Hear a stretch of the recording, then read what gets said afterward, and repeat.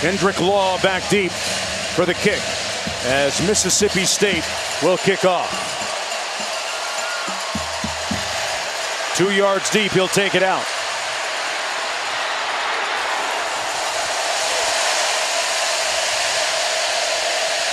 And it'll be first down and 10 from there. Hello, everybody. I'm Mark Jones, chopping it up with Rod Gilmore. Quinn Kesnick down on the sidelines, joining us in just a moment. Rod, Alabama comes into this ball game a little bit in an unfamiliar position, ranked just, and I say just 12th for them. In the big picture, what does that mean for the Crimson Tide? Listen, Jonesy, the one loss to Texas did not wipe out their goals of winning the SEC, chasing a national championship. But make no mistake, there's no more margin for error. One more loss, and they're done. This is a young Alabama team. They showed like they were coming together last week. Elite defense, quarterback played well, but they will be tested in this environment tonight. Jalen Milroe, the trigger man at quarterback, out of the shotgun. Will hand it off on 1st and 10. They run it between the tackles. McClellan runs for the first down, a gain of about 11 yards. Let's go down to Quinn. This Mississippi State defense will be tested tonight, and they're playing without 2 starters on their front. They're playing without a defensive tackle and a defensive end. They also have a safety that is limited in terms of his availability. And what this means is that Nathan Pickering and Jaden Crumedy will have to play 60 to 70 snaps. They'll also have to get creative on their fronts, playing linebackers. They're just a limited amount of big men that they have, Mark. As if the challenge wasn't daunting enough. Milroe keeping the play alive, now going to be brought down behind the line of scrimmage by Jet Johnson. Going to be a loss of about 4 on the play. Jalen Milroe is completing 67% of his passes on the season so far. Had a nice game last week in their victory against Mississippi. Went 17 of 21. Touchdown, 1 interception in the red zone. Red zone offense, something they're trying to clean up right now, far from the red zone. They'll run it over the left tackle, Caden Proctor, and pick up about 4 on the play. Rod, it sets up a 3rd down. Yeah, and this is the situation that Jalen Milroe has to handle. 3rd down and 12. A lot of noise. Will his receivers and the offensive line be able to hear him? Can he handle this? Will there be a false start? How's his composure? This is the first big 3rd down play for him. First big test.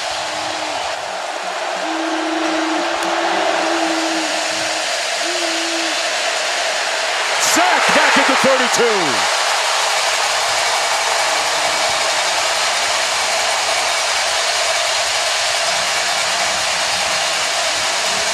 Oh, Jonesy, you simply had a good pass rush, and then you got one guy hanging out, keeping an eye on Milroe.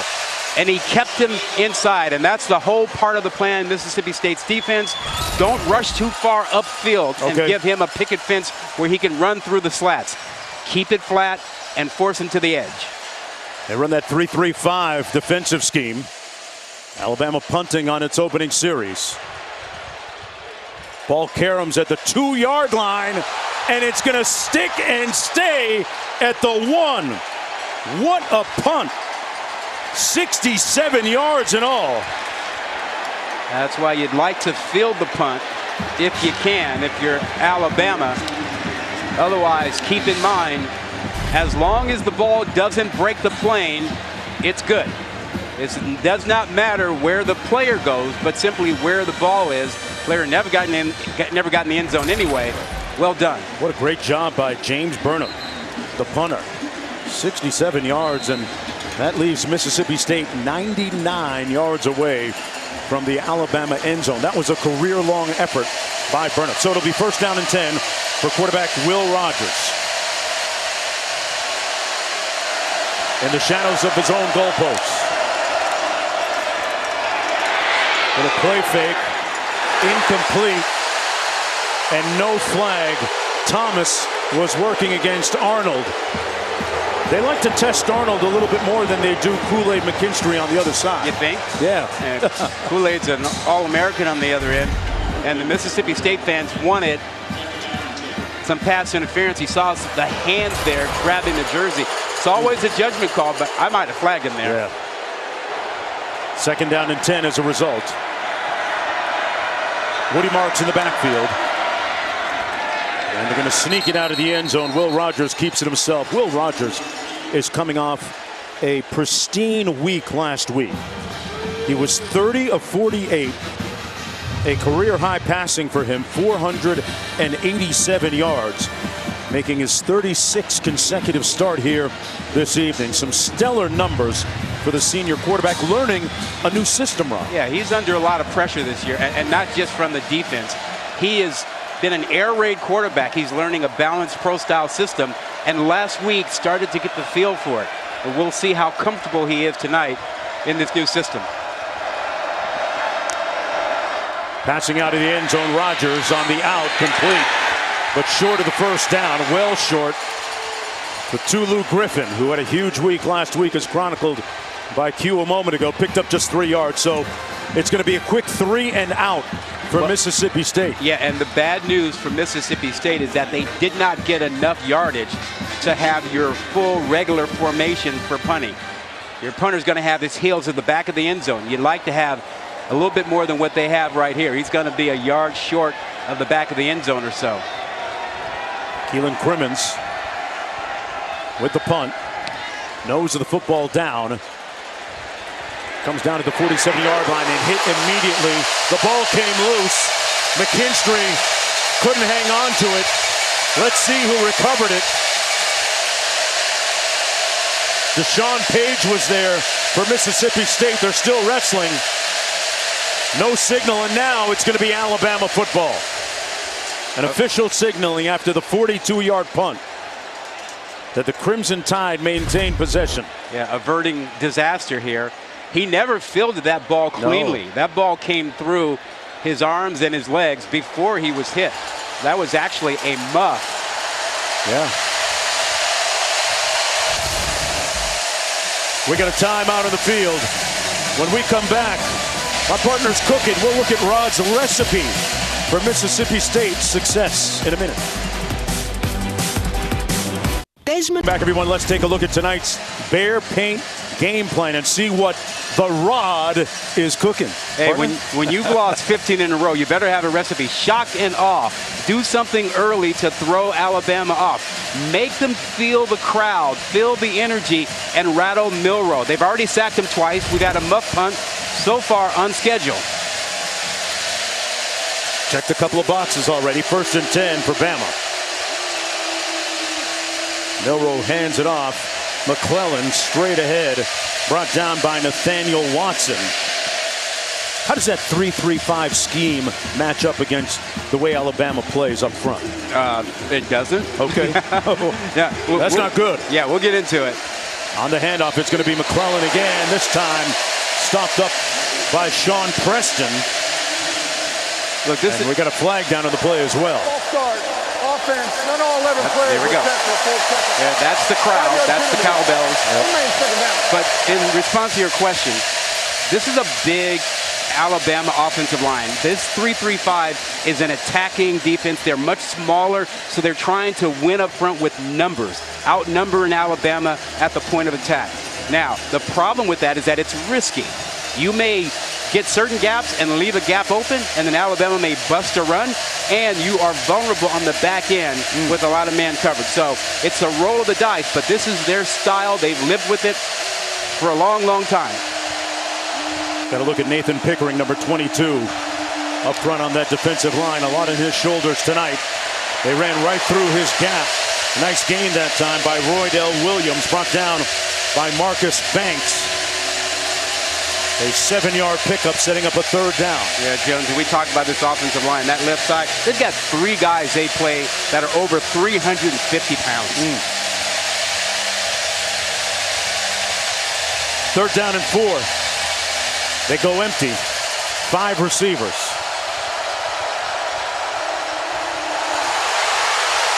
Ball's loose. Bulldogs have it.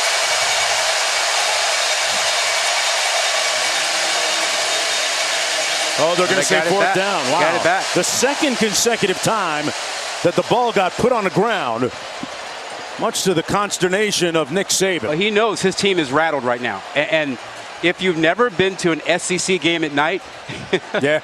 you need to get to one because it is loud, it is crazy, it impacts players, and this is a young Alabama team, particularly on offense. At quarterback and offensive line, we've had a bad snap, we've had 2 sacks, and we haven't had Milroe get into a rhythm yet.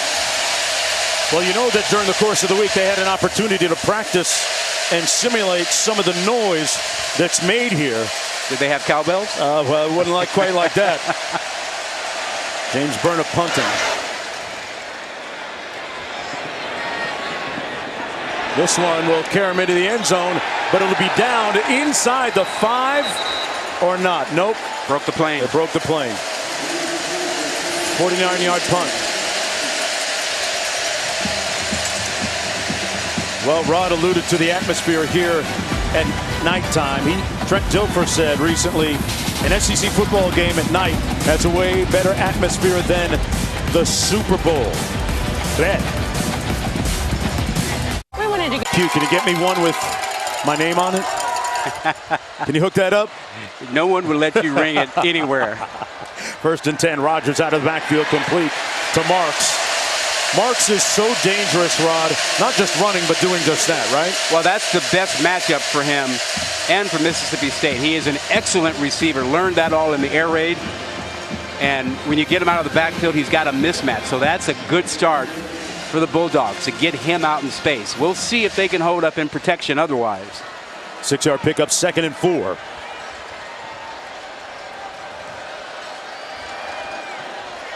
Mosley split into the boundary. Rodgers gets it out quick. Little receiver screen, but blown up by Malachi Moore. Having none of that, Tulu made the catch. It was hit immediately. Q? The contrast in noise when Mississippi State's on offense versus Alabama is gigantic. I mean, this place is different, okay? When they get these cowbells rattling, it is ear-splitting. It's a slice of hell. The decibel level can leave opponents mindless with a headache and your ears ringing. Right now, though, they're disciplined and they're super quiet. Well, let's see if they can protect right now because there are 2 edge rushers that are really focused on getting to Rodgers. 3rd and 5. Little pressure coming. They got to him and sack him back at the 16-yard line. Marshall. And 4th down coming up. You know, this is nothing but really kind of getting after you with guys. And right up here, you're going to see a linebacker come free inside. Good double blitz inside. No one sees him, can't pick him up.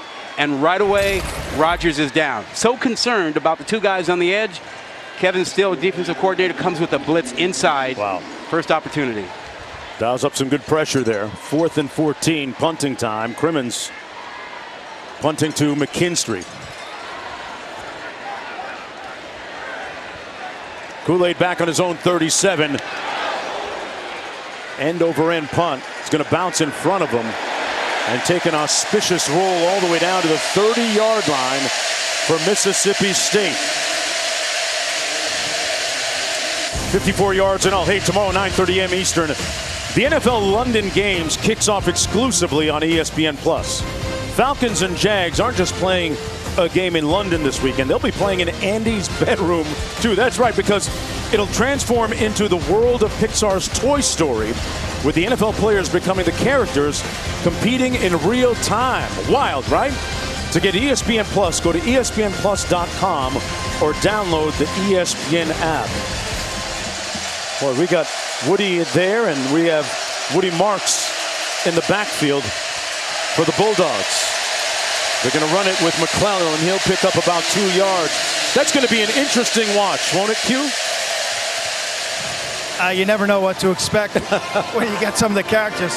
Tell you, Woody was named after the character in Toy Story, and what a character Woody is.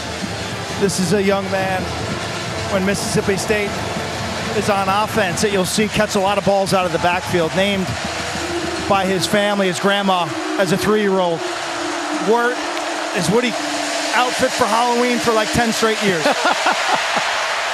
Well, right now, Milroe, his outfit as an Alabama running quarterback, doing a good job. Picks up the 1st down. Ellington made the tackle on the 14-yard gain. Yeah, you know, Woody Marks, Soto said that Toy Story is his favorite movie, and his teammates just dropped their heads shaking.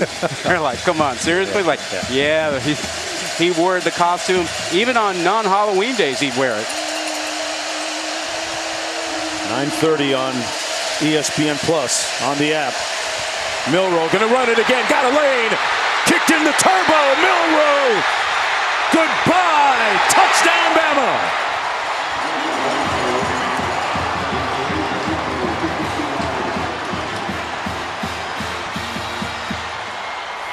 "53 yards. And if you're going to spy him, you better have an athlete. Otherwise, that man will remind you of Michael Vick. I mean, that quickness and those jets, watch him take off here. There is no linebacker who's going to sit there and mirror him and chase him. Watch him split the safety in the corner and outrun him. This man, 220 pounds and really fast. Great speed. He rallied the troops after struggling in that opener against Texas. He has shown a lot of resilience and bounced back. His third rushing touchdown of the season. Yeah, he was showing everybody his shoe bottoms on that play. We'll talk more about that. Welcome back, everyone, to the 108th meeting between Mississippi State and Alabama. A moment ago, Jalen Milroe sprinting 53 yards for the touchdown to make it 7-0 for the Crimson Tide. Mississippi State, and that guy right there, Tulu Griffin, one of the most dangerous return men in the country, will watch it go out of the end zone. It'll be 1st and 10 from the 25. Tell me about that comparison again. Yeah, now Michael Vick's unique, but when you watch the two of them, both of them flick the ball with their wrists. They have great strength, great arm strength. They don't use the lower part of their body. You see that? You know, don't have to drive it with his legs. Instead, he just flicks it. And then you talk about that athleticism. Again, Vick's unique, but that man Milroe at 220 pounds is a great runner. And they both have incredible skills. So they're not the same, but it's a good enough comparison for me that's what I thought of when I saw him on tape. Great video research by Corey Taylor. Great side-by-side look at the two right there. 1st and 10 coming back the other way on the handoff. Into the short side of the field. That's Woody Marks. Picks up 4 on the play. You feel a little bit like Alabama has provided the opportunity for Mississippi State. If you see, that's not a good sign, Rob. No, Marks. See one player come off now. That's really bad for him. By his reaction right there, that might be a minute. I mean, he is really the key to their offense because he's in the backfield, he runs it, he comes out and he catches it. If they don't have him, they are really hamstrung. Jeffrey Pittman in the ball game for him, number 25, the 5'11" junior. Rogers eluding harm and incomplete. Intended for Jordan Mosley. So let's take one more look at that injury to Woody Marks. Made him leave the game.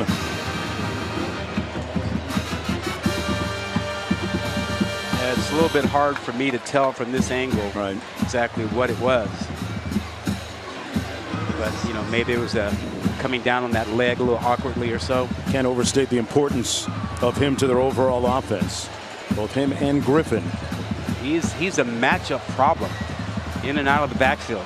Big 3rd down here for this team. 3rd down and 6. Trying to get lined up.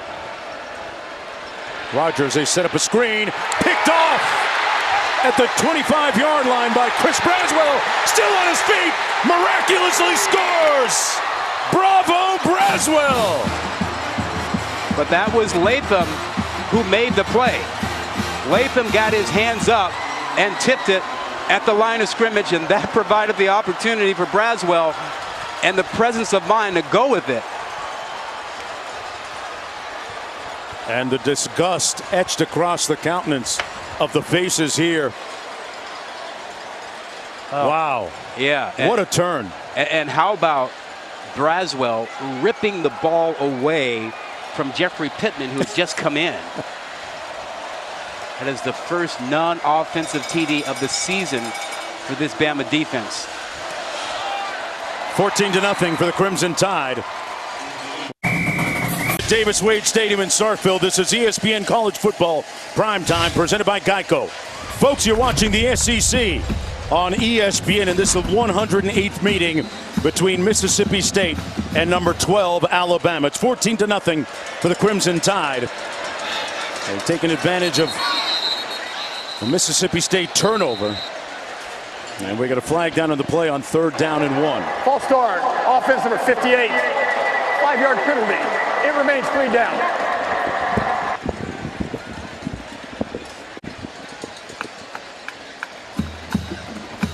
So they'll bring it back.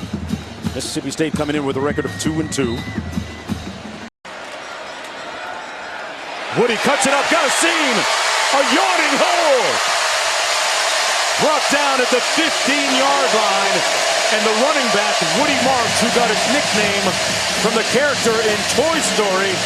Man, he wasn't playing around. 29 yards. Yeah, a little split zone. Watch the cross block in there across the double team. And all Woody Marks had to say is reach for the sky. I'm gone, man.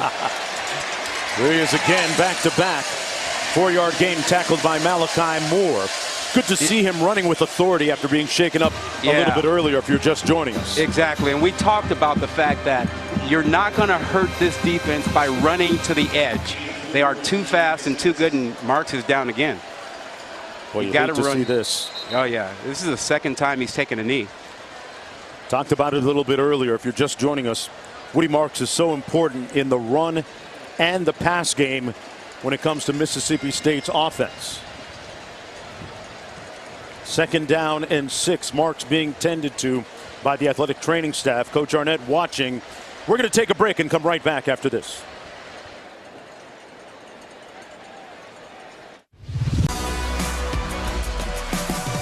Welcome back, everyone, to Starkville, Mississippi.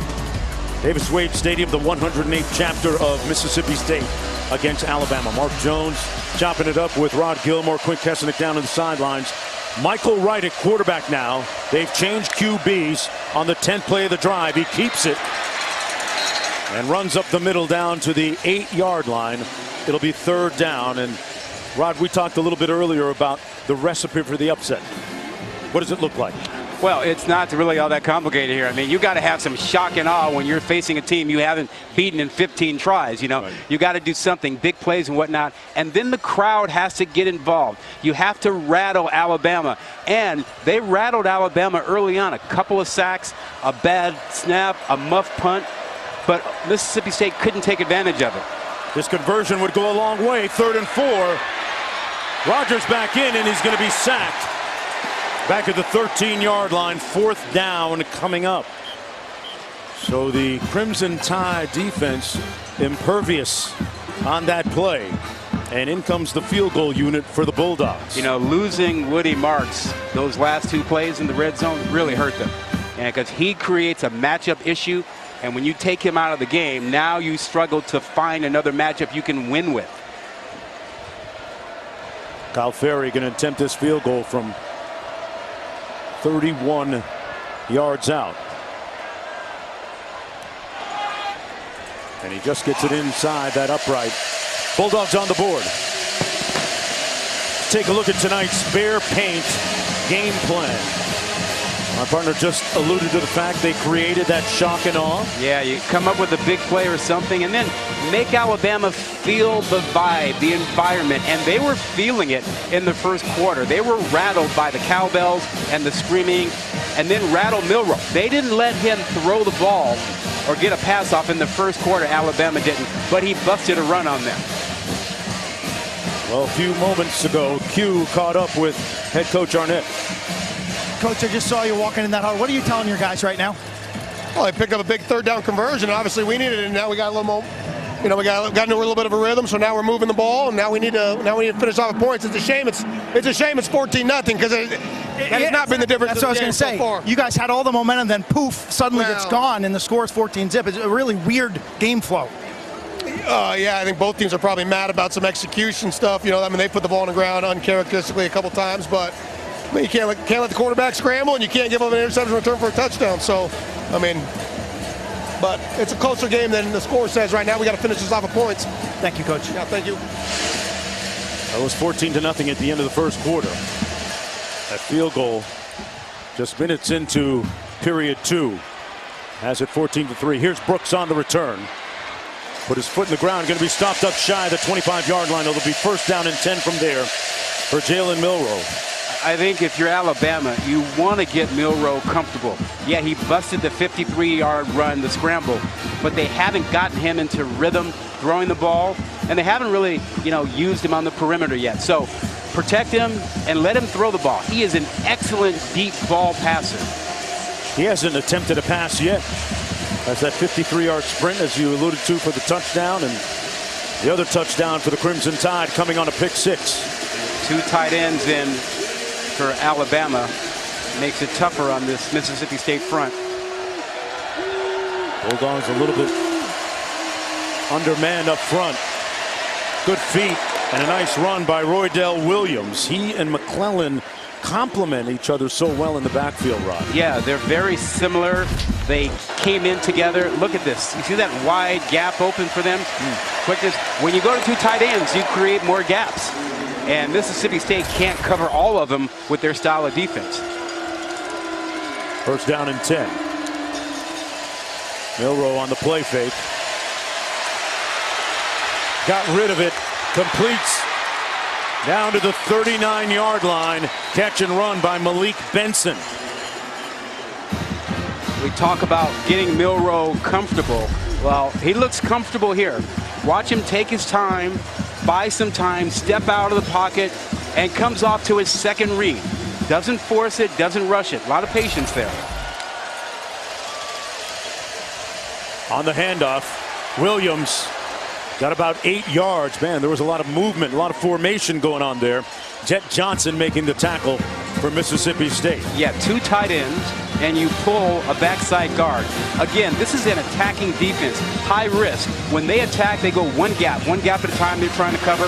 But when you have 2 more tight ends, you have more gaps to try to cover, and Alabama is exploiting that right now. Second down and 2. Oots, the tight end, over to the right. Williams looking for a crease and stopped up by Jet Johnson. 1-yard gain. Hey, kick off your Week 4 NFL Sunday at a special time, 8:30 a.m. Eastern with a countdown crew on ESPN and app. In our Monday Night Football matchup featuring Seahawks squaring off against the Giants, 8 Eastern, ABC, ESPN, Deportes with Peyton and Eli once again on ESPN2. Third down and 1. Milroe hands it off, and they're going to be stopped up the middle. That defense impregnable for Mississippi State. That is a major surge in the middle. I thought that was Pickering, 22, who knifed through, split a double team, and reestablished a line of scrimmage a yard back. Just watch the center of your screen there. You see the scarlet helmets coming through? And it was Nate Pickering, 22, who got the most penetration. Here's one more look. Yeah. Pickering, Sean Preston, the safety. Boy, Nick Saban got something to say there on the sidelines. We get a timeout. 4th and 2 coming up.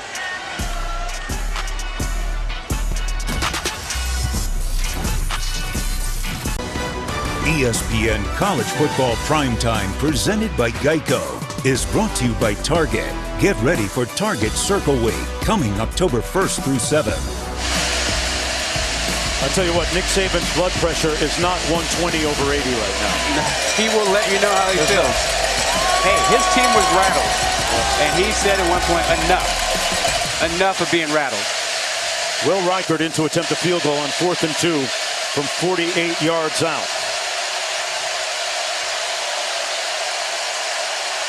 7 for 7 on the season. He's made 20 straight field goals. And there's number 21. As they go up 17-3, we check in with the studio. All right, Mark Jones, thank you. I've got your Capital One rewarding performance. It goes to Dylan Gabriel. Oklahoma having a good night, up 47-20 on Iowa State. Gabriel, 3 touchdowns through the air, 2 on the ground. Is Boomer Sooner and Gabriel look tuned up for Texas next week? All right, back under the lights here in Starkville, Mississippi. Alabama going up 17-3, trying to make it 16 consecutive wins against Mississippi State. Let's take a little inventory and get you up to speed on what's transpired if you're just joining us. I got a in question. just a minute. Question Talk for to you. me. Would you rather, if you're an Alabama player, want to deal with the noise or Saban yelling at you? I'll take the noise. Now, that last shot of Saban, he wasn't even yelling at a player. He was talking to a coach in the booth. Yeah, he was hot.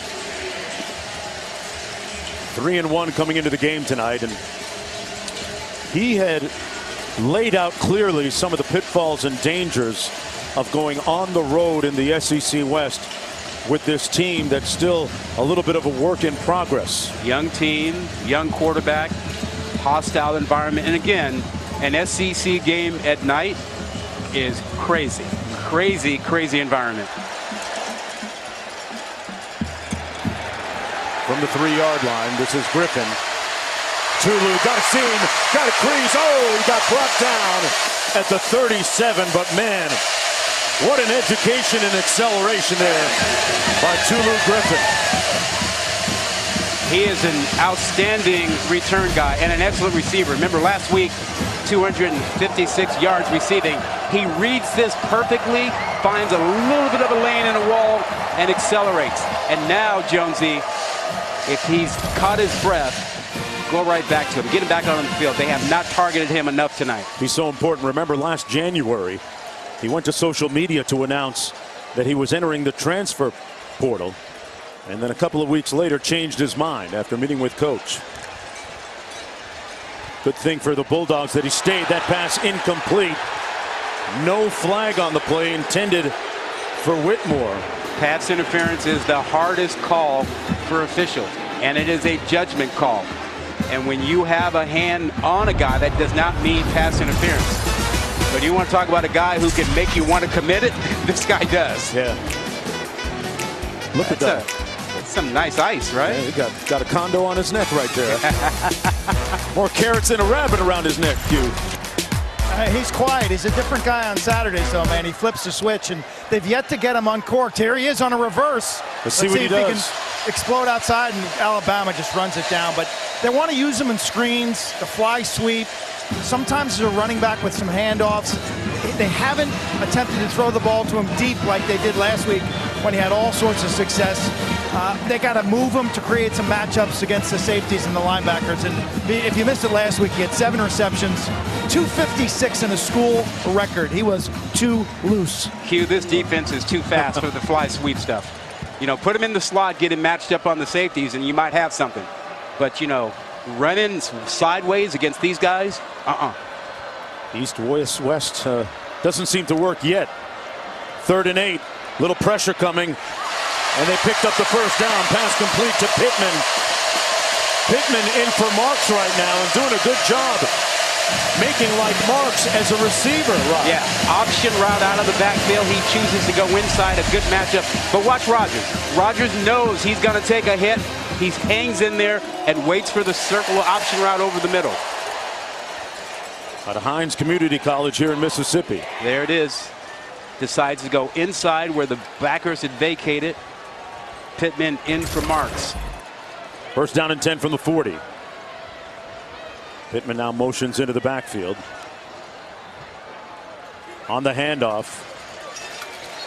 And Alabama limiting that gain to about 2 yards. Listen, partner, I've been impressed with Rogers so far. Remember, Which part of his game? well, just his confidence in this system. This is a guy who's been running the air raid offense since he was a kid. His dad coached it in high school. It was the only thing he knew. He went and played for Mike Leach, ran the air raid. Now he's got to learn how to deal with tight ends on the field, play action, how to turn his back on the defense and read. Whole different system.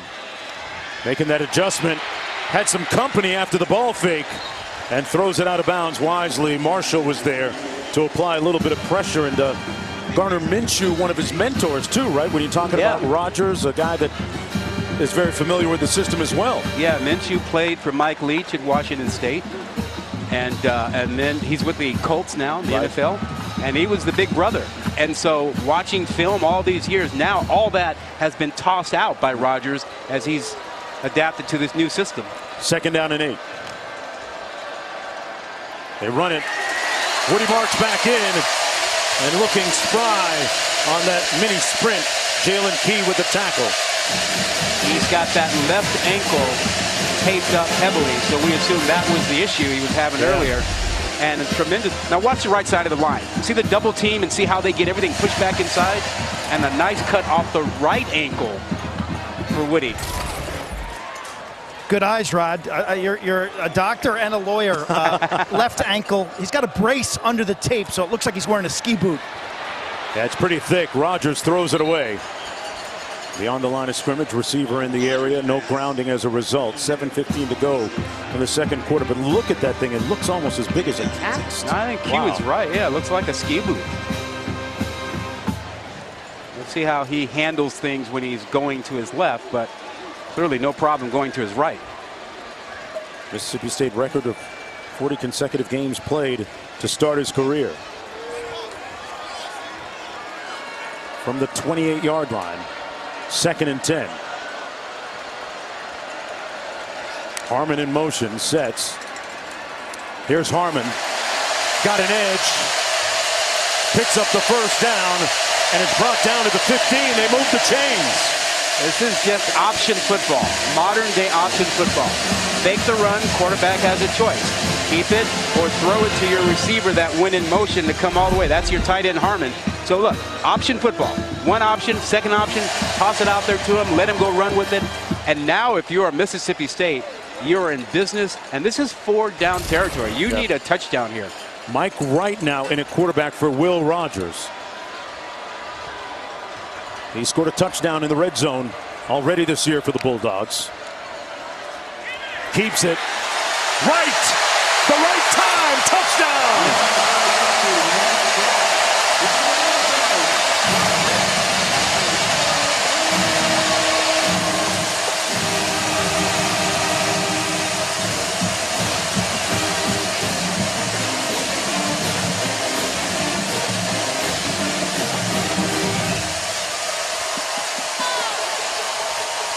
I mentioned a moment ago, he scored earlier in the red zone, and this is where he is especially lethal with his speed. His 2nd touchdown of the year. Quarterback run game. And Rod, it almost feels like the Bulldogs have found a little bit of rhythm offensively. They have found a way to get back, and listen to the crowd. It is crazy. So is he.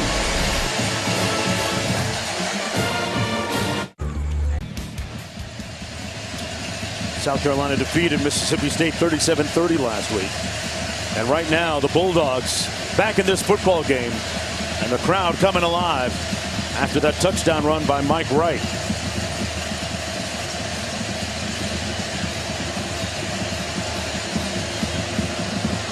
Brooks back for the kick.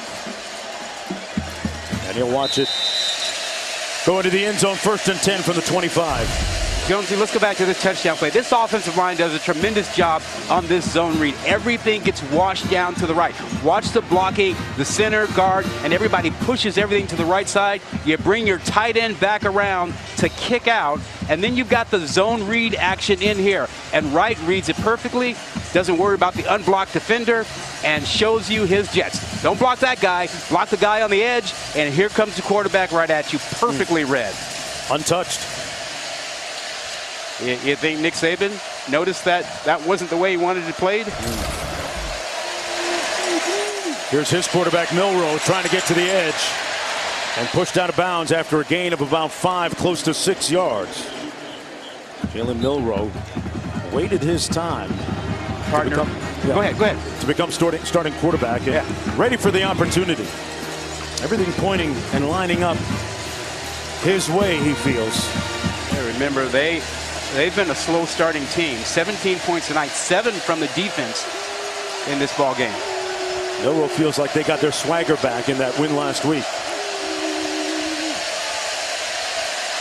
Sidesteps, still on his feet.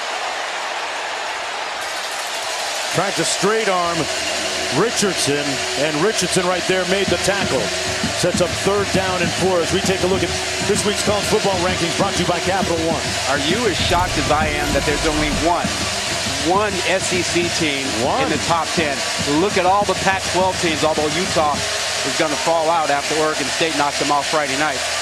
Boy, the irony of the Pac-12 having a fantastic year considering the changing landscape.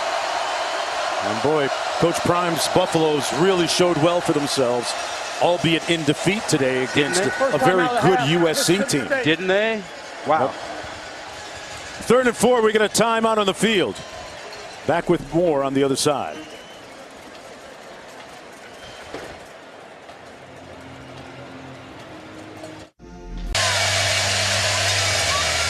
Welcome back, everyone, to Starkville. Alabama with the football. It is loud here. I can't hear you. Now they have to stop that when the center gets over the ball. They can yell, but they can't use the cowbells once it happens.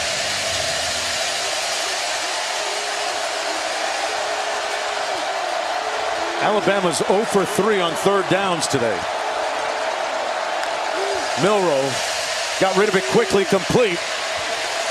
And that's going to be a 1st down. Brooks with a nice run after catch. Just enough, apparently, to move the chains, Rod. You're not amazed, as I am, that you can get 60,000 people on cue. To be quiet. To be quiet? Yeah. Or at least to stop ringing the cowbells? Well choreographed. They got it figured out here. They've been doing it for a while. One of the great college football traditions. Milroe on the move. Fake that little jump pass and steps out of bounds about 4 yards shy of the 1st down. Got 6 on the play. Jonesy, 1 pass so far tonight for Alabama. What does that say about their overall offense? I think this says they're being conservative. They're concerned about the noise and the ability to make the intermediate throw, because really Milroe is great at the deep throw, and the intermediate throw becomes a little bit complex if you have these issues going on with the crowd and trying to go from one read to another. Boots in motion. Milroe with the toss to the wide side of the field. That's McClellan, and he's going to be brought down right near that 1st down marker. Crumedy making the tackle along with Johnson. You know, I bet if Q had it his way, Q would say, just go to the quarterback run game. What are you doing, right, Q? Yeah.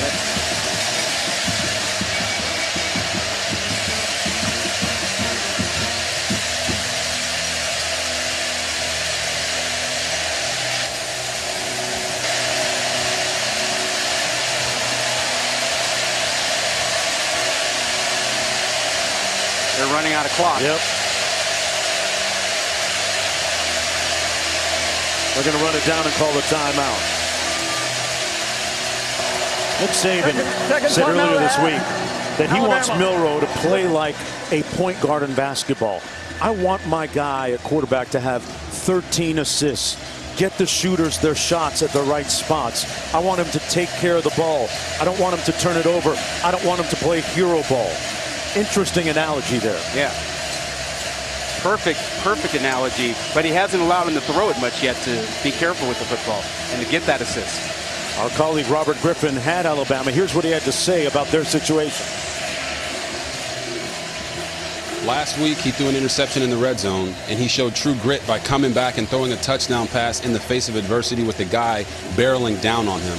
This coaching staff with Tommy Rees has to make sure that they put plays in the offense that Milroe is familiar with, utilize his athleticism, and then allow him to build that confidence as a passer of the football. I'd say he's right on the money, and we haven't seen confidence yet in the passing game. It is all about the ground and the legs. 3rd and 1.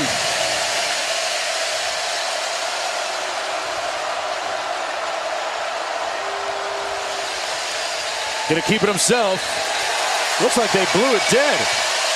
Looks like we've got some illegal motion. Amari Niblack. False start. Offense number 84. 5-yard penalty. Niblack, the culprit there, with 3.5 minutes to go. So they'll move it back. All right, that's going to change your play call now. Now, do you trust your quarterback enough to let him do what he really is most comfortable with, which is the drop-back passing game? And we haven't seen Isaiah Bond, 17, down the field yet. So maybe you drop back and give him a chance to get comfortable, get confident, and throw his favorite route, which is that deep over where they run off half the secondary and you bring another receiver across. He hit Jalen Hale on a deep ball last week in that victory, 3rd and 6. Niblack in motion. There's the throw on the money. Cash to Niblack to move the chains. You see how he flicks that out there? He doesn't really drive his legs. Doesn't have to. He's so strong, and he can flick it with his wrist. And that's the kind of thing that gives him confidence. Watch this.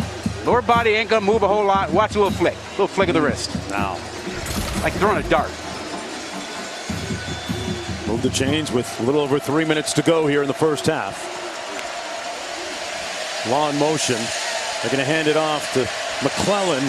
Puts his hat down. Some determined running. Relentless. Got 12 on the play and moves the chains again. Yeah, really good play inside. Duo. Double team blocks by the guard and center right up to get to the linebackers. And then you got your running back simply picking where he wants to go. Wow. Perfect. From the 32.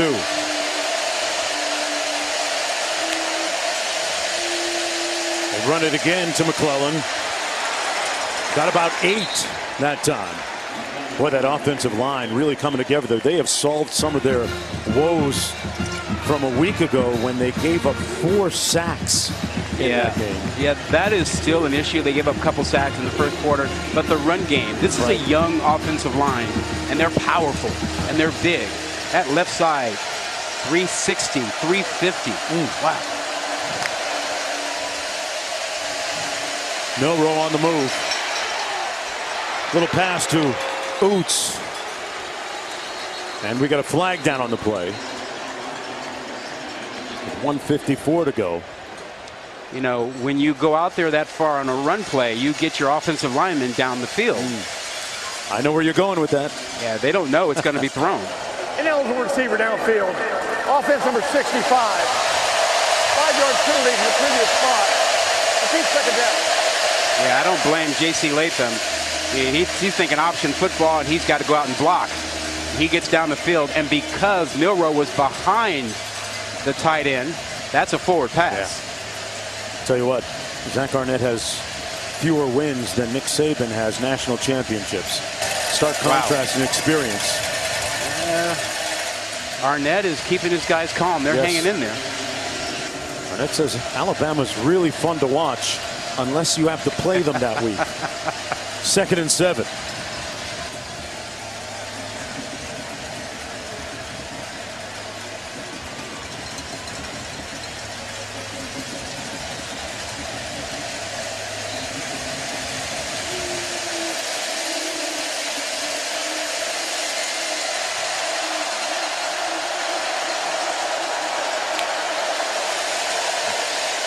Hale out to the top of the screen. He comes back underneath.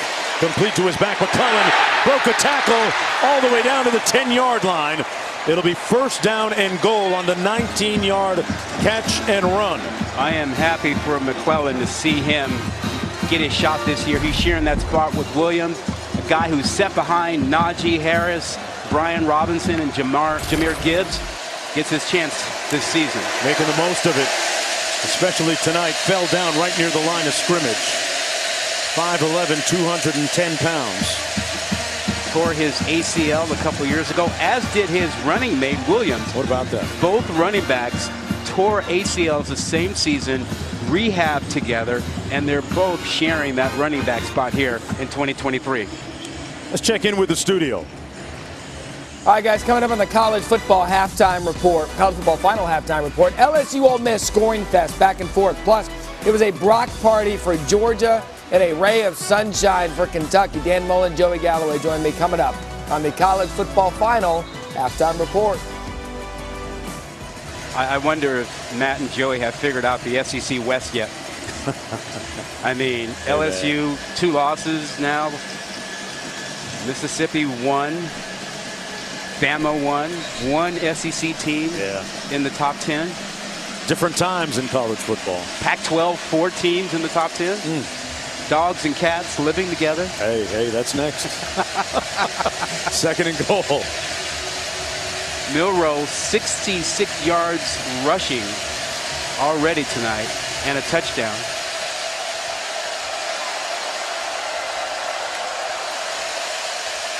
Going to hand it off again to McClellan. Keeps those legs churning. Wow, interminable effort by Jace McClellan. Picked up 8 on the play. That pile moved from the 5 all the way down to the 2. Talk about yards after contact. Oh, yeah, he's carrying, folks. You can see the benefit of all the time in the weight room. The Olympic lifts, the squats, all that leg drive, carrying, what, about 1,200 pounds of defenders? Man. And here's a look at Milroe.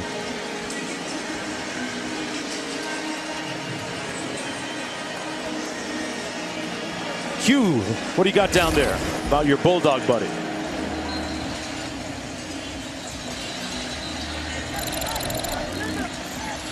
This is Dak, named after the famed quarterback here at Mississippi State. Look at that protruding jaw. He's got the folds of skin. He weighs 57 pounds. He's the live mascot, and he's going to try to make it through this entire game. If the weather cools down, he should see all 4 quarters. If not, they'll send him home packing. Lots of water. Dak got to hydrate. I think some of these fans are hydrated too.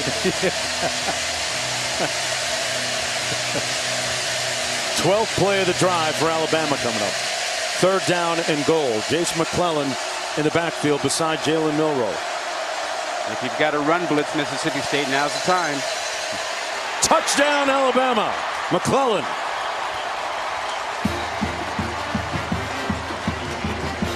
Again, extra tight ends, 3 tight ends, and that creates extra gaps. And when you attack, you can't cover all of them.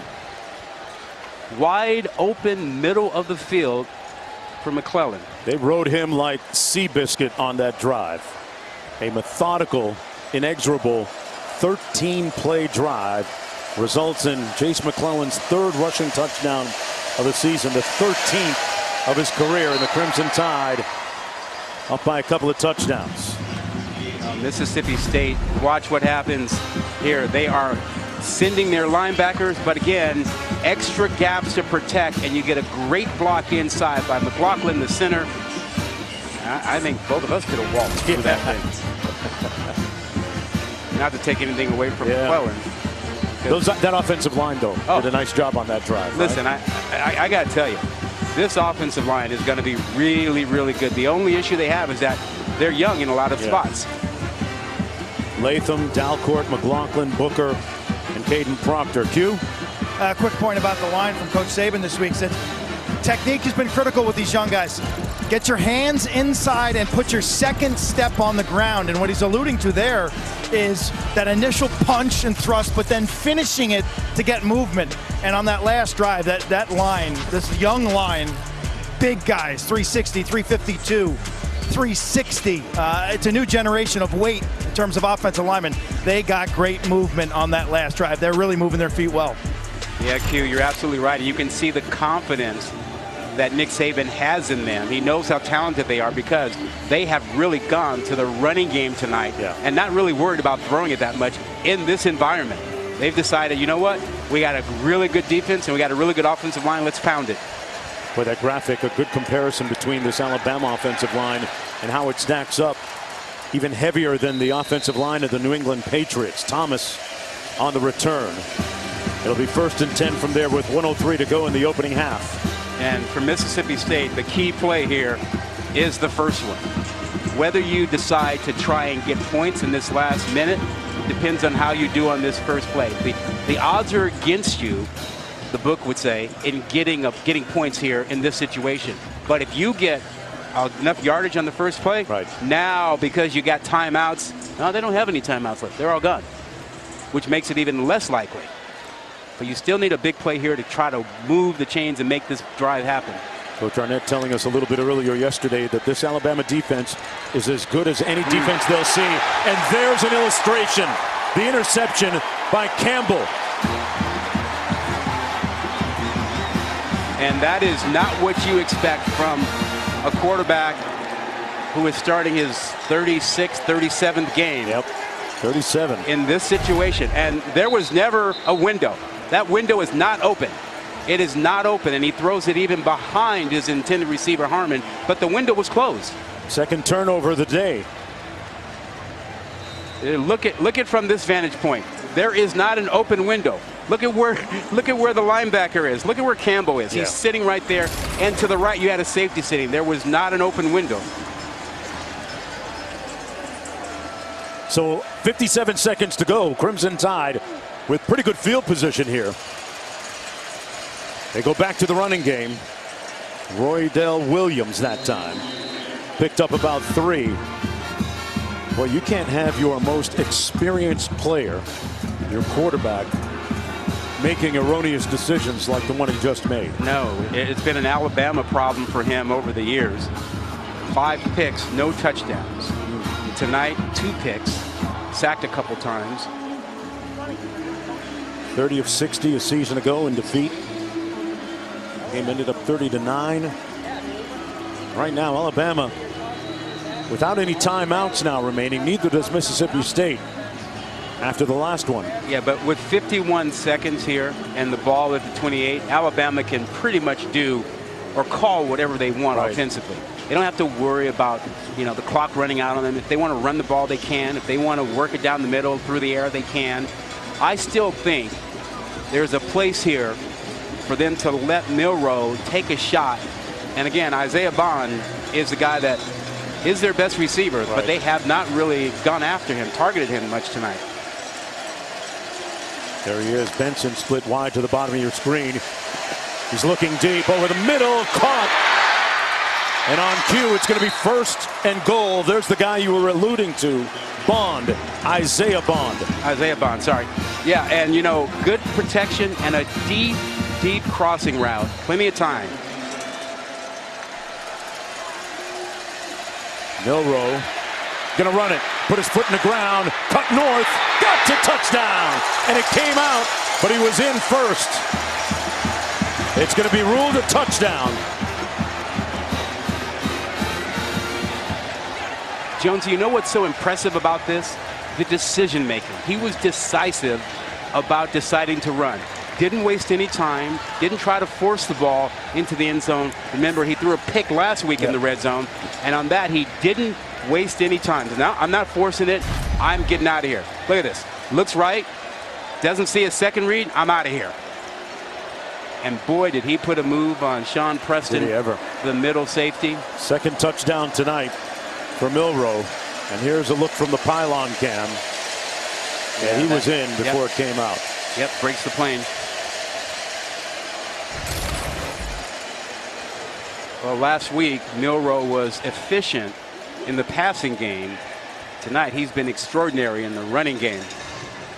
They're taking a look at that last play. They won 24-10 last week, and in wake of that, Milroe said, I feel like as a team, we got our swag back. See, he's across there, and he's still got good control of the ball. Yeah. He did. Well, once he breaks the plane, and he had control of it as he broke the plane, so that's got to be a touchdown. Remember, you need indisputable video evidence to overturn the call. And I don't know, correct me if you think I'm wrong, but I don't see anything to say you got to overturn that call. I might even confirm it with that. Yeah. Jalen Milroe, going back a couple of years before deciding to come to Alabama, he initially was headed to Texas. Ironically, the team that vanquished Alabama in their season opener, but well, he's progressing. He's a Texas guy, clear eyes, full heart, and you know, committed to Texas. And then, as I understand it, he was interested in playing for Sark. Sark was the OC here at Alabama. Yep. And then Sark left and went to Texas after he changed. And you see, again, this replay, he had broken the plane. The ball broke the plane, to be more specific right there. That ball is beyond the plane. Yeah. So that's the touchdown. Can't see this being overturned. After further review, the ruling of float touchdown stands. That's the right call. There it is. You know, and from the Mississippi State perspective, the worst thing, this takes the air out of the stadium. Down 20 points now, Rod. You know, they had talked about trying to spy Jalen Milroe, especially in third down situations. They've lost the spy. They put on a disguise, and spy game ain't working right now. Well, you don't need Noah Lyles, but you need somebody who can run. 31 seconds to go in the opening half. Mississippi State has given it away twice, resulting in 14 points for Alabama. It's the NFL like you've never seen it before. Falcons and Jaguars will transform into the world of Toy Story in real time. Tune in for Toy Story Fun Day Football, Sunday at 9:30 a.m. on ESPN+. I'm a big Toy Story guy. Same. Watch that even when my kids, all three of my kids got older, still stayed with the Toy Story thing. And I'm gonna watch that. It's gonna be interesting to see how they transfer that to the players. 9:30 Eastern time. Yeah, I think Woody Marks would watch this one. He said he loved all the movies except the last one that didn't have Woody in it. Yeah. But we'll have Woody in it tomorrow. Yeah. And of course, the traditional game available on ESPN+. What was the song? Was it "You Got a Friend in Me"? Yeah. You got Look a at friend in me. Look at you. All over it. I love it. 31 seconds to go. Bulldogs looking for some friends right now. And by 3 touchdowns. Thomas on the kickoff return. Tried to stiff arm and pushed out of bounds at the 28-yard line. Tell you what, Will Rogers is going to have to regain his composure and poise. A guy that prior to this point of the season had been pretty much imperturbable, unbothered by circumstance, has been rattled here tonight. You know, outside of Dak Prescott, he's the best quarterback Mississippi State has ever had. He 29 school records. They're just going to take a knee and go into the locker room. Regroup. Down by 21 points, but you would never know it in looking at the expressions of Nick Saban. Well, Nick Saban turned this game around. Alabama was rattled, and then Nick went off and had enough, and his team started playing better. 31-10 at the break. Bulldogs going to try and regroup, and in that time, let's go back to the studio. That escalated quickly. You're watching a presentation of the Southeastern Conference on ESPN. A new era of the SEC begins in 2024 on ESPN and ABC. Welcome back under the lights in Starkville, Mississippi. This is the ESPN College Football Primetime presented by Geico. You're watching the SEC on ESPN in this battle between a couple of schools separated by 90 miles. As we take a look at Now What Moments, brought to you by Prudential. Now what? That first quarter, Alabama was rattled. A couple sacks, a bad snap, a false start, a muff punt, and Nick Saban was on everybody. Players, coaches, his O coordinator, offense team, it did not matter. He went after everyone and changed things in the first quarter. Here's what he had to say to Quins at the end of the half. Coach, how do you characterize the play of your offensive line in that second quarter? Well, they did a great job. We're controlling the line of scrimmage. We're able to make some positive runs. We've done a better job of protecting the quarterback, so we've been able to make some throws down the field. What do you think changed in the flow of that game, from sloppiness to all of a sudden execution? Did you see me get on him over there? Yes, I did. Well, maybe that's what changed it. I don't know. You make that call. Thank you, Coach. Oh. He's not wrong. Coach Saban got smoke for everybody in that first half. Well, you know, I think he was like, I got a young team. It's a hostile environment. Let's get this with confidence. He said, no, enough of that. I've seen enough of this sloppiness with everybody. Play calling, you know, fundamentals, and he got after them, and it changed. 1st and 10. Let's see how Will Rogers responds here. in the third quarter. Jeffrey Pittman getting the start, interesting to note, at tailback in place of Woody Marks here on the first play of the third quarter. Here's Griffin trying to get him the ball a little bit more, but Tulu bottled up, and that's going to be a loss of about 1 on the play. What do you make? I mean, Coach Saban he's expressed himself to his team. Yeah. And they seem like they're used to taking that kind of smoke from him. And it was like, yes, coach, next. Well, you got to have a thick skin. And you see, even the assistant coaches have to have a thick skin. But he was justified. I mean, they were rattled and out of sorts. And he got them right. Marks back in the ball game. Picks up the first down. Jaquavius Marks with that big wrap on his ankle that Q reported on a little bit earlier, but good enough to pick up 13, and you see him limping off to the sides. Well, they need him, but they may not have a healthy Marks the rest of the way. They got to get Will Rogers right. He's a little shook. Completed 3 of his last 9. Looking deep, hit as he let go of it, but he found his target. Tulu Griffin with the first down on Alabama's side of midfield. And that might be the thing that gets him going. He stood in there, took the heat, and completed the 15-yard pass to Griffin, the guy that he needs to get the ball to. First down and 10. They spotted at the 48-yard line. Rogers, the most experienced quarterback in the conference. Wright is in there now. Here's Pittman. Cuts it north-south. Keeps those legs moving, and Q, he picks up a first down. It's a real positive start here this third quarter for this Bulldog team under first-year head coach Zach Garnett. And coach is not, let's say, into cliches. He wouldn't sugarcoat things either. He just went up to me and said, we got to get the ball.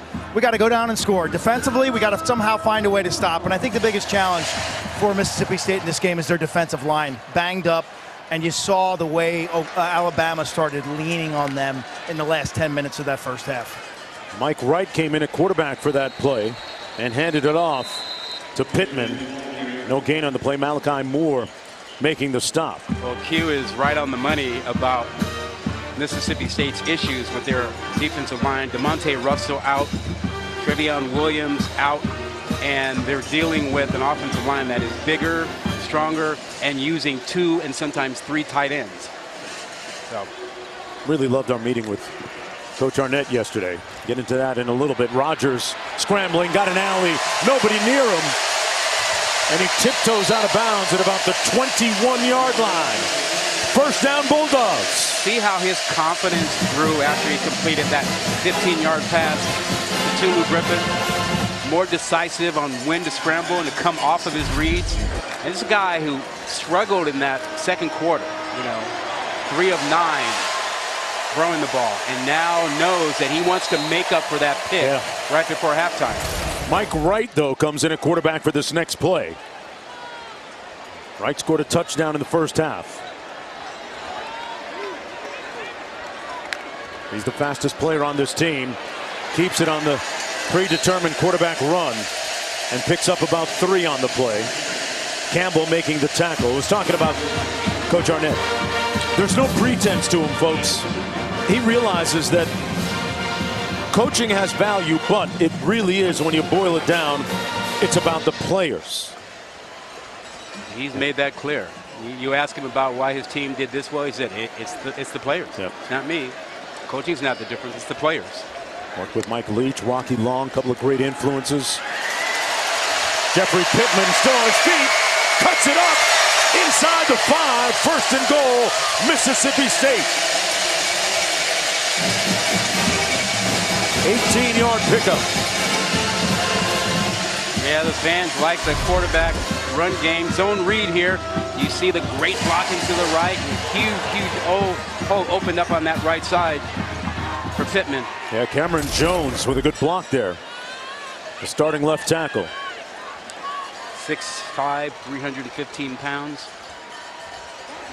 From the 4-yard line, first and goal. Pittman sets. Pittman weaving and stopped up at about the 2-yard line. Showing a little Bulldog mentality pulling their way inside the 5. Not letting go, huh? No. Clamping on it. Got a mouthful, and they are not letting go. Mike Wright coming in. This is what they need to get back in the game. First possession, get a touchdown, and then get a stop. Score and a stop creates momentum.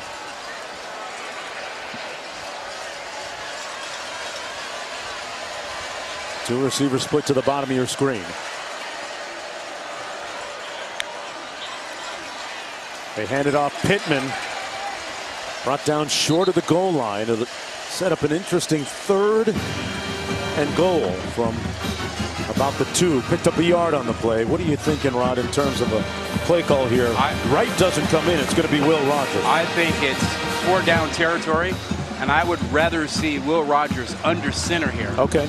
And turn around and give it to a back downhill. And if you don't get in, maybe you get to the 1 close enough to where you have a chance to let your quarterback sneak it on the 4th down. But they cannot settle for a field goal down here. 11th play of the drive. He's going to throw it. Pittman, a race to the end zone, got there.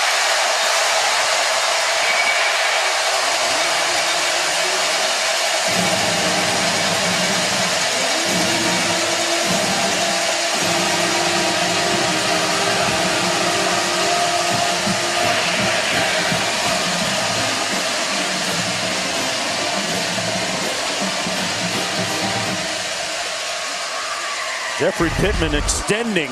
Yeah, and this is really on Pittman. Watch him use his entire body. Left hand, one-handed catch. Tuck it away, spin, drive, power your way into the end zone. That was not the best thrown ball, but Pittman made it look wonderful. Pittman got the majority of snaps on that drive for the shaken up Woody Marks.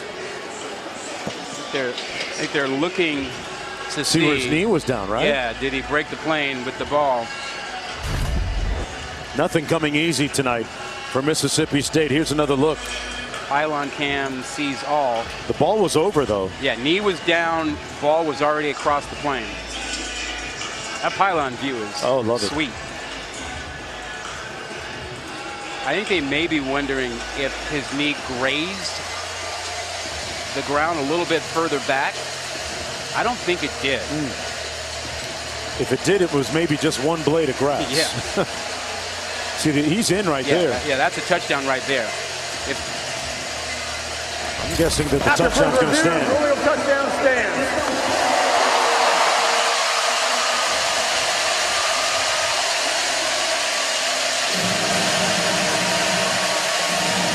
Boy, how big was that touchdown drive for Mississippi State here in the 3rd quarter, Rod? Well, it took almost 6 minutes, and it was a grind it out. You got your quarterback a little bit more confident because he was able to make a big throw and also to run, and you push it in exactly what you need to start the 3rd quarter. And now the question becomes, can your defense hold up against that massive offensive line that's been pushing them around all night?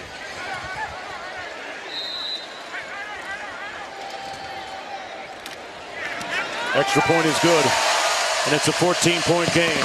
And the lid has finally come off for quarterback Will Rogers. After all those L's he's taken against Alabama, he finally throws his first touchdown pass against the Tide. Back after this. What's my definition of success?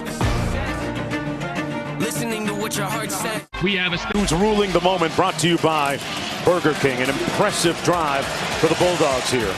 Yeah, they counted on their back to get involved. The quarterback got some confidence, but it was Pittman and Marks who made it happen. A tremendous catch by Pittman on the goal line, contorting his body, a one-handed catch. And they are 2 possessions down. This crowd is going to be into this next series. Well, for Rogers there on the bench, his 89th career touchdown pass. That ties Peyton Manning for 4th in SEC history. On the return, this is Kendrick Law.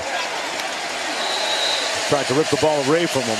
Going to be stopped up just beyond the 25. Hey, next Saturday, we'll have the 119th annual Red River Rivalry game. Number 14 Oklahoma taking on number 3 Texas at the Cotton Bowl in Dallas, noon Eastern on ABC. And here's next Saturday's SEC Network college football lineup. All games are also available on ESPN app.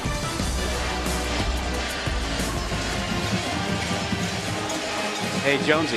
Talk to me. You see that free safety look that they play with? Okay. That guy right there, the middle safety, Sean Preston, he's got to get more involved. They got to have him involved to help stop the run. And he can do it. He comes from 10 yards deep at times, but he's got to be more involved to help them shut down this rushing attack. Here he comes up. They run it, and they stop the run up. They limited to just a yard gain. There it is, Rod. Called it. This is a defense that believed in moving their defensive front. They slant, they take chances, and they attack with their linebackers. But you need that 8th guy in the box, that middle safety, who can see things and come up and really help you shut down the rushing attack. Matt Brock, the defensive coordinator. There's a look at Preston. His brother Shaz plays for Alabama as a receiver. Milroe finds his man. What a catch. Niblack went high in the air to bring it down. And an authoritative throw by Jalen Milroe. I think this is Alabama's #1 pass route. You see Niblack running across the field. They clear out with a deep route on that side, and then this deep cross over to that vacated area. Out of St. Petersburg, Florida. Makes it 1st down and 10 at midfield. Toss into the boundary, nowhere to go for McClellan. He's going to be brought down at the 45 for a loss on the play. DeCarlos Nicholson makes the tackle. That's up 2nd down and long. What a good read that time. Part of that 3-3-5. 4-star recruit, number 4 ESPN JC recruit, joined Mississippi State.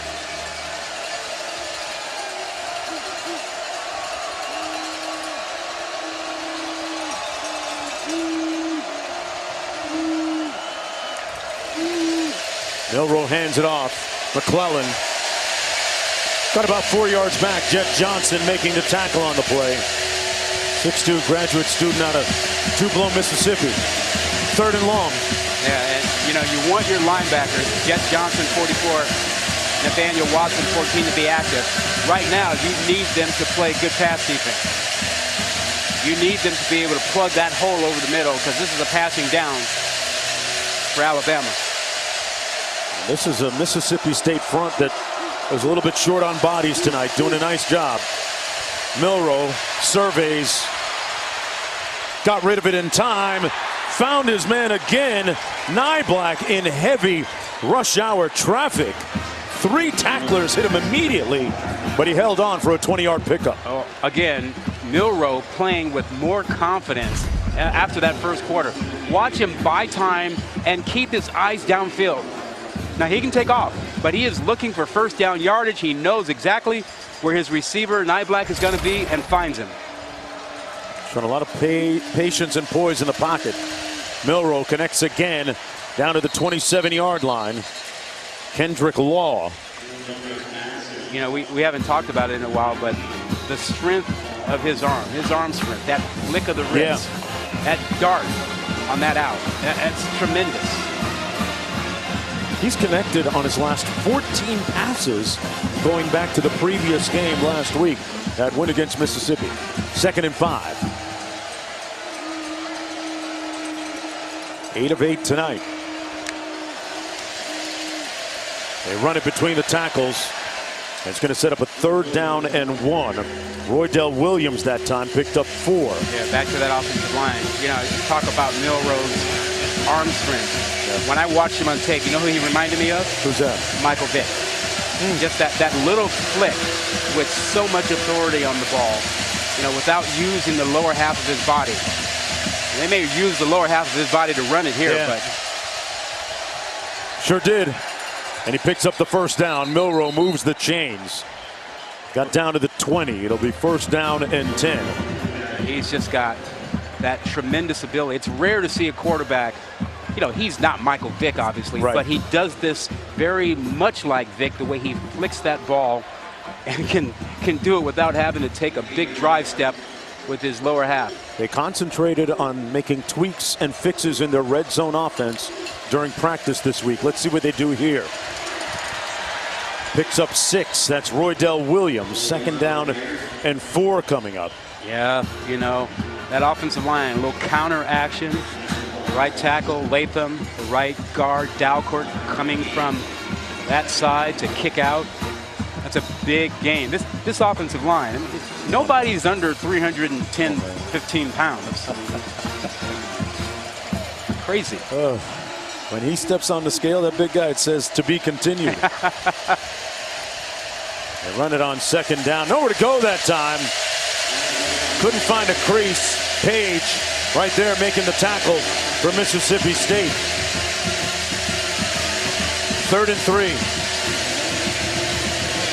Bama has not converted on 3rd downs tonight. Yeah, and it started 0 for 3. They're 5 of 5 since. Yeah, part of that's the protection. He's been protected when he had to throw. Sacked twice in the first quarter, not since. Got to get to the 10 to get the first down. Pressure coming. And they sack Milroe back at the 20. Page again, the first one to arrive. And it's 4th down. In comes the field goal unit. Yeah, smart call by Mississippi State. By Matt Brock, the defensive coordinator. Brought 6. You'll see them all come. Bring the linebackers, bring a safety. Outnumber Alabama, and you get the sack. Now, can you get a break on the field goal? You got the stop to keep him out of the end zone. Well, this guy's Mr. Automatic. Yeah, Reichert has made 21 consecutive field goals. This one coming from 38, made one earlier. Make it 22 straight field goals to make it 34-17. So they cash out with a field goal. We'll be right back after this.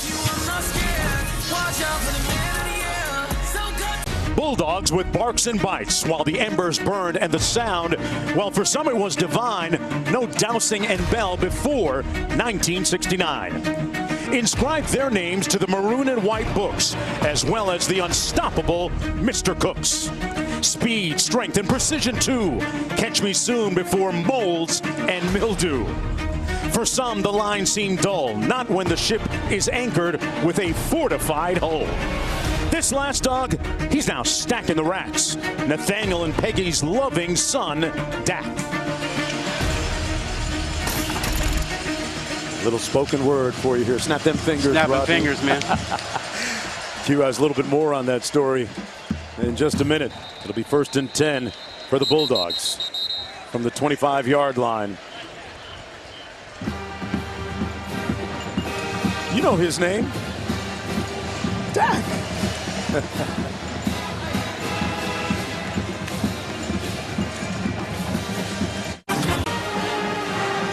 Back in Starkville, we salute the trailblazers and pioneers who plowed a trail for those on the field tonight. We head back to 1969. Frank Dowsing and Robert Bell here at Mississippi State. Dowsing from Tupelo, a great sprinter, ran the 100-yard dash in about 9.5 seconds. He was an All-American defensive back. And people at the time said he impacted Tupelo more than Elvis, who was born there. They were the first black players to play for the Bulldogs. Robert Bell and Dowsing led him to a winning season in 1970. Bell, defensive lineman from Meridian, Mass, who passed away in 2020. Known for his bull strength, being a force, but his grace off the field and his temperament. These were men who bridged the racial divide in the face of taunts, jeers, Confederate flags. They used kindness to transform. Unbelievable story with those two. And Davis carries the football. Got to have so much respect for, as you mentioned, Q, the trailblazers, guys that had to face a lot of the vitriol at the time and some of the hate, death threats, etc., and still able to perform exceptionally well on the field, and in the case of one of them, on the track.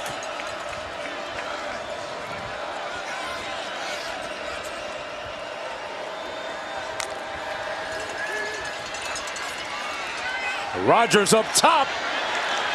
A little bit too strong, intended for Xavion Thomas. Sets up 4th down and 4. So the Alabama defense forcing a punt to the chagrin of the fans here.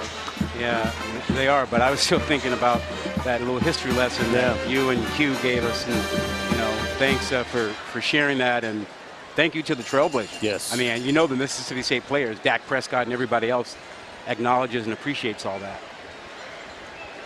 But for them,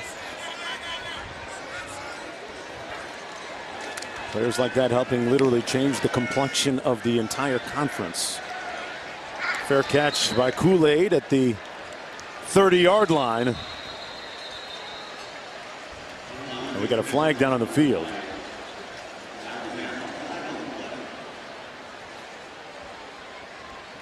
With 1:31 to go. Do you notice a great coverage by Arnold on that third down throw? During the kick, holding, receiving team number 9. 10-yard penalties, and then the kick. First down. Alabama has 2 corners that are really, really good. Kool-Aid, McKinstry gets all the attention, but Arnold's You think it had pretty good. Are you alluding to the fact that it had something to do with that conversation Coach Saban had with him earlier? I think he reminded him. Listen, we talked about at the beginning of the game about Alabama having no margin for error. Right. That the one loss to Texas put them in that position. And it seemed like Alabama was, kind of sleepwalking, a little rattled, no sense of urgency. And Saban gave them a sense of urgency. Yeah.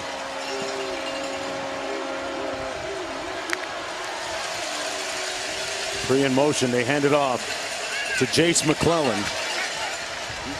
McClellan and Williams have been a wonderful 1-2 punch. This is how you motivate and inspire sometimes.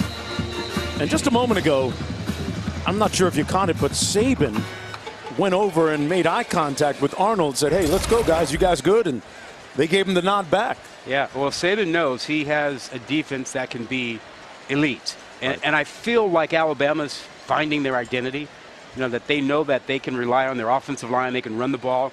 They have a big play quarterback who can throw it deep and can really use his legs. And a defense that will shut folks down. That's Jaden Crumedy. And they can on the field, yeah. They can ill afford another loss. Yeah, they're already.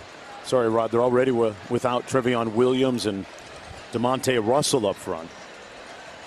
And line of scrimmage players are the people you need to be successful against Alabama. Well, we talk about style of defense. When you're Alabama and Georgia, you can play a 4-man front. You know why? Because you're at the top of the food chain. 5 stars? You get the 5 stars. You get the 300-pounders. You get the guys who are 6'4" and they can run. You get all that. When you're Mississippi State and others, you don't. So you find other schools playing a 3-man front, a 3-3-5, using more linebackers because they can get linebackers. But the premium on big defensive linemen and big offensive linemen is huge, and it belongs to the Ohio States, Michigans, Alabama, Georgia. Those are the ones who get multiple players like that, and then you get everybody else who tries to find a way to make it even. And for some of those 5-star players, as Nick Saban astutely pointed out this week from a colleague, he heard that some visits are now going for $5K per. Yeah, he was talking about name, image, and likeness. Yes. And, Nick is he's all for the players having the opportunity and the right to earn money. He'd just like to see some guardrails on NIL. One thing for sure is recruits know how to say, Coach, the price of the brick is going up. Well, Nick's not going to be very happy because I don't think there are going to be any guardrails. If you've been following the latest antitrust suit filed against the NCAA, there is very likely in the next 60 days going to be an injunction that will prohibit the NCAA from saying you can't have pay for play and that schools can't pay directly. And you know what the NCAA said to the court in its filing? What's that? We're not going to fight this. So I think Nick's going to be as mad as he was at his team when he finds out that guardrails are really unlikely to happen in NIL. Yeah, he did say he did like NIL. Yes. Yep. He said it's not what he thought he and everybody else intended it to be.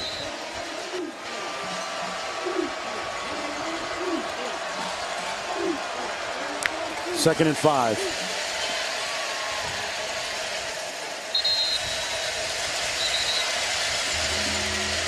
Stopped up near the line of scrimmage.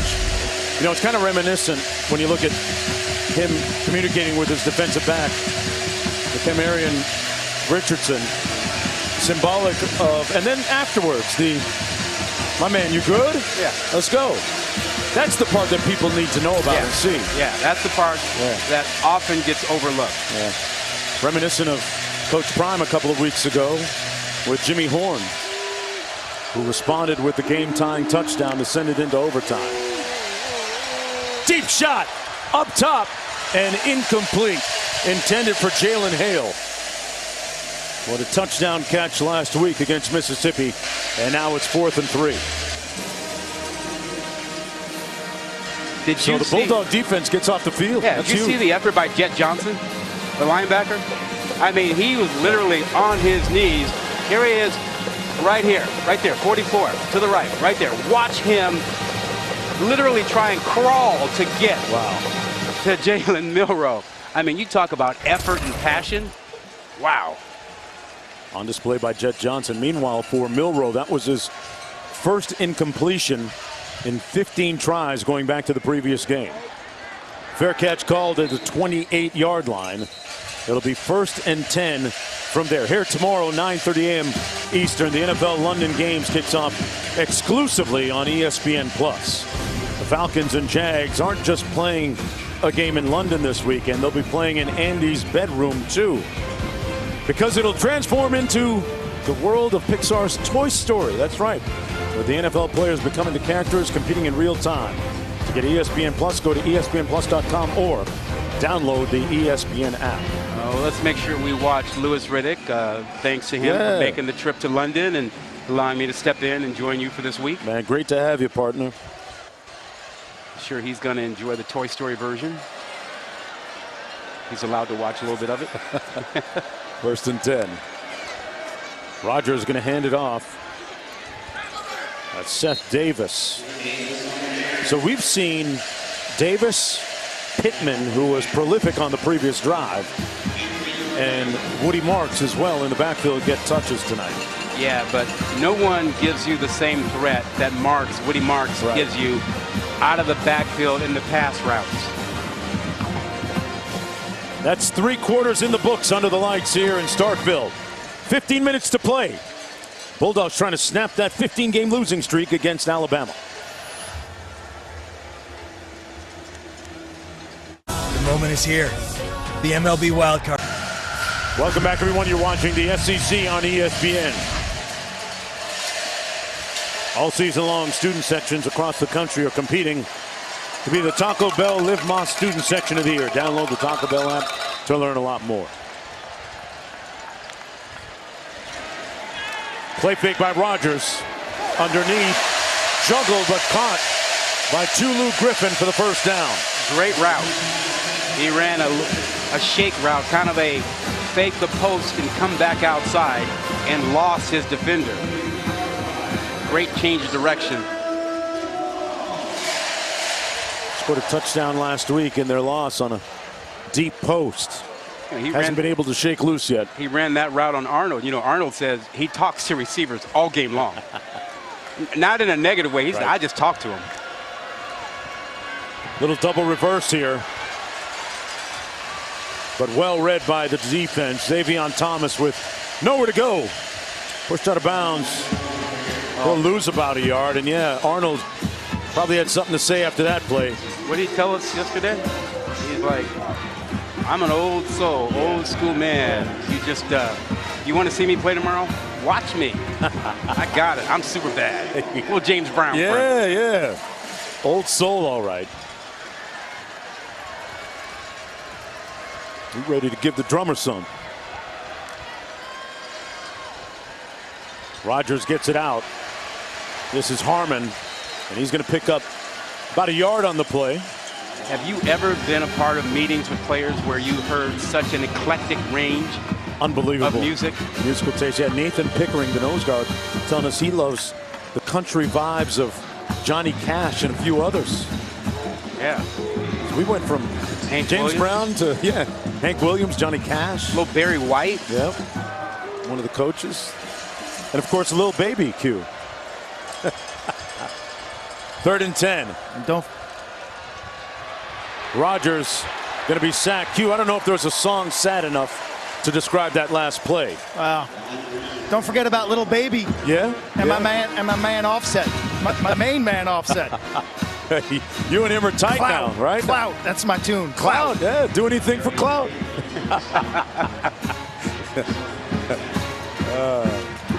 Well, fourth down coming up. They have to go for it here. yeah, right? Will Rogers we'll do anything to pick up a first down right now. And again, where is your guy? It's Griffin 5. He is your best and most productive receiver. Got to shake him loose. Got a little bunch formation at the bottom of the screen there. Rogers trying to pull, can't fire, and is sacked. Alabama will take over at the 33 on downs. Dallas Turner, the first one to get there. That's the fourth sack of the day for the Crimson Tide defense. Yeah, and we've talked about this defense and their ability to put pressure on you with four. Take a look out here. Watch number 15. This is Dallas Turner. Watch the pressure he puts on that left tackle. Inside, Strength gets underneath him and collapses the pocket. That makes it possible for everybody else to be there, but he is so quick and strong and dominant off the edge. And that sends the fans here at Davis Wade Stadium heading for the exits. A little over 12 and a half minutes to go. Milroe tosses it to Niblack. Dragging a defender with him. There's a flag down. Holding, offense number 45. 10-yard penalty to the previous spot. Repeat first down. That's going to go against Oots, the tight end. They'll bring it back. Let's take a look at our game track brought to you by American Express. Some of the cogent, pertinent points of the game tonight. Yeah, looking at this, you wouldn't realize that Alabama was rattled to start the game. I mean, things were not going right. Sacks, false starts, a muff punt, bad all the way around. And then Saban got after them, and look what Milroe's done. 9 pass attempts only, 10 rushes. Rogers really, first TD pass, had a pick right before halftime that changed the complexion of this game. 14 points off turnovers for Bama. Tell you what, Jalen Milroe has shown pretty good discernment in the pocket and running this offense. Made a good decision to run out of bounds that time. It's going to be a loss of a few yards. Russell got there. Yeah, he's getting knocked around. We saw him earlier having his left shoulder tended to, and it looked like he banged up something else over there on that tackle. 2nd and 23 now. Up by 17. Next week, Alabama will take on Texas A&M in College Station. Kyle Field. Milroe all day surveys. Finds his tight end. And that's going to be a first down all the way at the 20. Dupree. Boy, that really took the steam out of the Bulldogs defensively, didn't it? And that's one of those plays that you don't realize how good it is until you go back and tape and look at it. Milroe was trying to go deep, and then he looked and he saw the double coverage and didn't force the ball. He came off of it and found his tight end for the first down. So that kind of decision making is huge for the quarterback for the Alabama offense. 1st and 10 from the 21. Milroe into the end zone. Got a man. No call. Incomplete. Niblack caught it, but didn't get a foot down, it appeared. Boy, great defense by Sean Preston Jr. Yeah, and a great throw. Put it up there, give your guy a chance. Preston making Niblack go all the way. Oh, he got a foot down. But yeah, left foot down, right foot on the inline. Did he control it through the catch? And remember, you have to control the ball through the catch, but let's see. Left foot, they look simultaneous. That is so close. Next play, it's Roydell Williams. And he's going to pick up about 4. What an effort, though, by both players on that previous play. Yeah. And remember, the call on the field is so important. Right. It's so hard to overturn a call unless you have indisputable video evidence. Catch. Left foot down, right foot just on the out of bounds. Does he have the ball, though? Yeah, that left foot, I think his left foot is down, and I think he's got control of that ball. Does he hold it all the way through. Yeah. It's a moot point now because the play has already moved on. Yeah. Hey, what about the throw? Right on the money. False start, offense number 74. 5-yard penalty. We know that every play, whether we pause for you guys to see it, right, every play is reviewed. So they felt confident that that was not a touchdown in real time. Now we look at it. Yeah. Again, it's hard to tell how much control he had when that ball's on the back of the helmet. Yeah. Sometimes you like to see guys get credit for the catch because of the effort.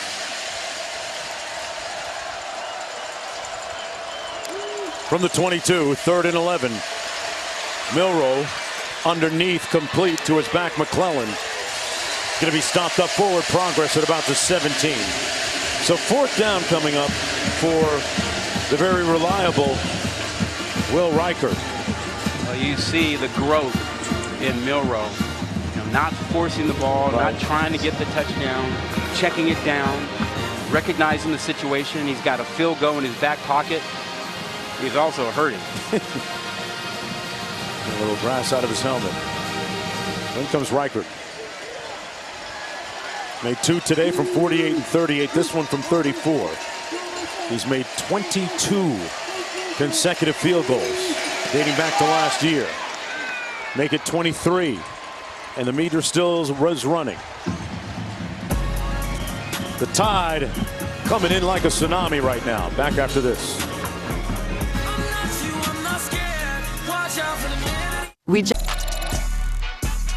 Friday, 4 o'clock at the Junction. Doug ready to blow the whistle as these tailgaters are chomping at the bit to claim their spots.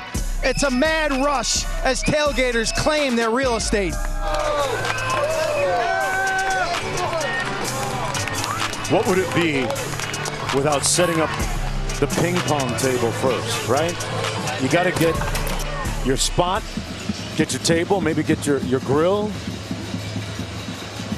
bottles. You sure that was ping pong? Hey, PG-13 show, or just PG. Here's Tulu Griffin. And brought down after a short return, 8:59 to go.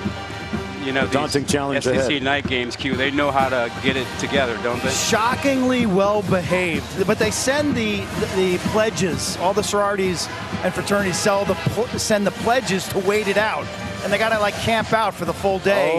And then the whistleblowers are allowed to step into the prized real estate to set up the tent for the rest of the sorority and fraternities and the alums. I did not see any pledge pins though. I was told today that the tailgating continues far after the game tonight, too. Bulldogs trying to get this party jumping again. 2-yard gain. Thomas with the catch. Oh, it's not ping pong. It's okay. Yeah. Ping Told pong you tables. so. Okay. Told you so. There you go. When have you been to a tailgate and done ping pong? Trying to rinse it a little bit.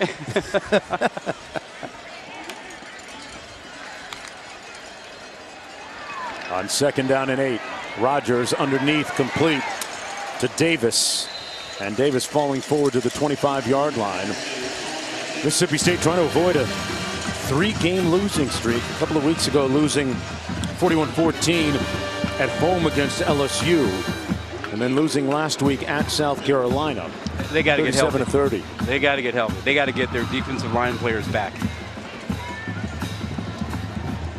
They get Western Michigan next week. Steep learning curve for first-year head coach Zach Arnett. Rogers running and throws it out of bounds. Receivers run downfield, and it's 4th and 4. Look at the standings in the SEC East and West, and Mississippi defeating LSU today. Yeah, how about Kentucky and Georgia next week? And Kentucky looked great today in their win over Florida. And the West, I mean, the West is up for grabs. I mean, A&M and Bama will play next week. That ought to be fun. Yeah. Jimbo and Nick. Texas, yeah. Some thoughts and words exchanged over the summertime. Aggies playing with QB2 now. Rogers taking a shot, picked off. Caleb Downs with the INT. What an outstanding freshman safety for Alabama, leading the team in tackles. Read this all the way. Had his eyes on Rogers the moment he dropped back, and watch him. Number 2 to the left of your screen over here, making a good idea to just watch the quarterback. He's on him. He's on him. He sees it. Third pick of the game for Rogers. And this defense, my friend, elite. Yes.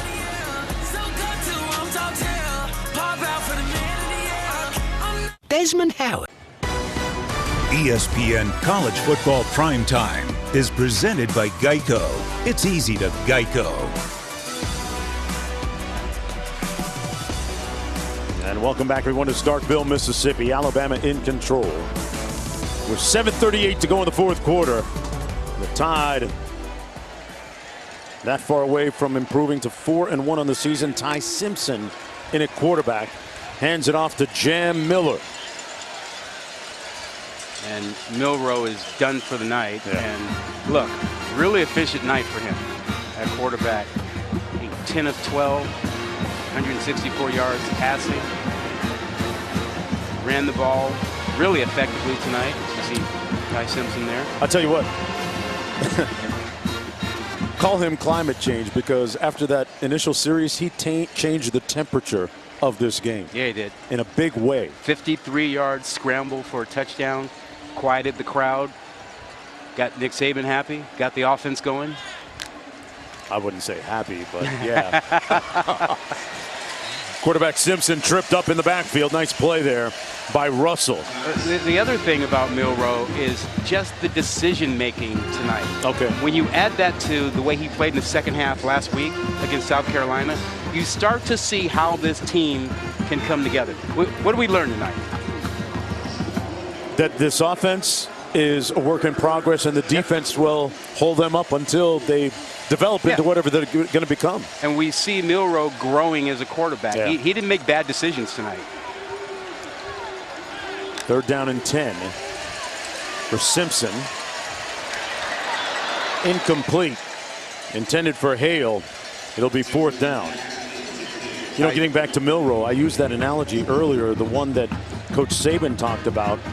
I just want him to be like a good point guard. 14 assists, get the ball to the shooters. Yeah. Did he fit it tonight? Yeah, he took it to heart. And like I said, his decision making, didn't force the ball. We saw him do that last week in the first half against South Carolina. Since then, no.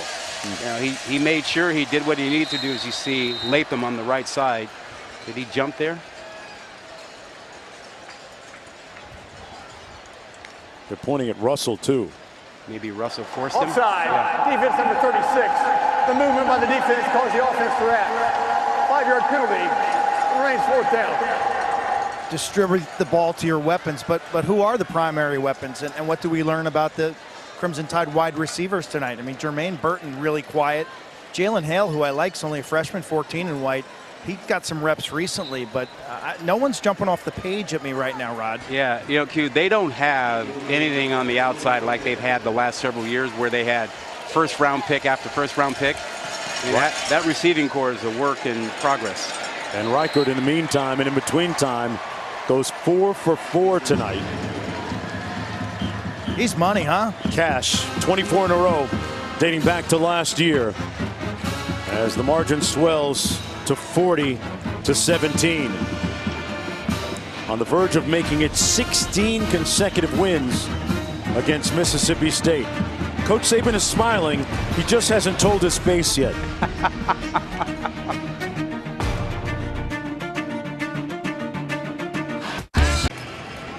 Welcome back, everyone, to Starkville. ESPN College Football Primetime presented by Geico. Mark Jones chopping it up with Rod Gilmore. Quinn Kessenich down on the field. Glad you tapped in tonight. This SEC West battle. Second half, it's been one-sided in favor of the Tide. Thomas on the return, getting up the sideline. And a good form tackle by the kicker. That's why you see the extra love being shown. You gotta love when that happens. Connor Talty. And you know, when your kicker is willing to, front up a guy and wrap up, come on, man, shoulder tackle. I mean, they're probably going to clip that and put it on the reel for highlights. He tried to play it cool, like, yeah, I do this. I might not tackle during practice, but I do remember from high school how to do it. You're going to go right over there to defensive coaches and say, hey, coach, let me spin. Let me get some reps. Davis in the backfield. Rodgers hands it off. Here's Davis turning the corner. Determined, authoritative run, picking up the first down. You know, Jonesy, Q was talking about the ineffectiveness, so to speak, of the wide receivers for Alabama. Well, you can't have a first-round pick every year.